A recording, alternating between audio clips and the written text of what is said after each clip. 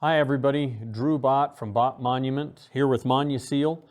We get a lot of questions about how it should be applied. So today we're going to show you a very brief video of how simple it is to apply Monuseal to polish or rock or sanded finishes.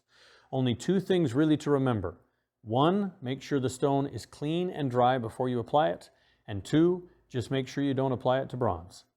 Okay, the stone I have selected today is Berry Gray and Dakota Mahogany. And the reason we picked it is because Berry Gray is all steeled with a rock top. The mahogany is polished with a rock top, and it has a base that, of course, has a frosted panel. The reason I've done that is so that you can see when I apply to the berry, it's going to suck it in and absorb it. When I apply it to the Dakota Mahogany, you don't notice it as much. So on anything that is sanded and rock, that application is now finished. On the sanded pieces or rock pieces, you do not need to do anything else.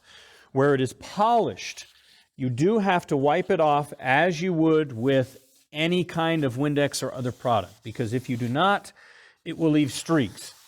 If you end up getting an important phone call and you have to leave it and you end up coming back and realize you didn't wipe it off and there are streaks, that is absolutely no problem. You can just reapply it and it will loosen the product that's stuck on there and dried out. So all you have to do is make sure you get the polish areas all streak free, and that is our first application on steeled berry and Dakota Mahogany polished.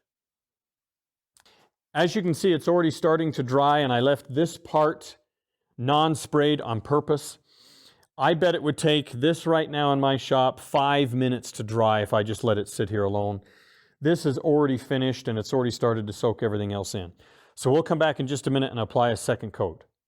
In my showroom with no moving air or anything like that, it actually took about 20 minutes to dry, but outside or on a warm day, it would dry in way less than 5 minutes.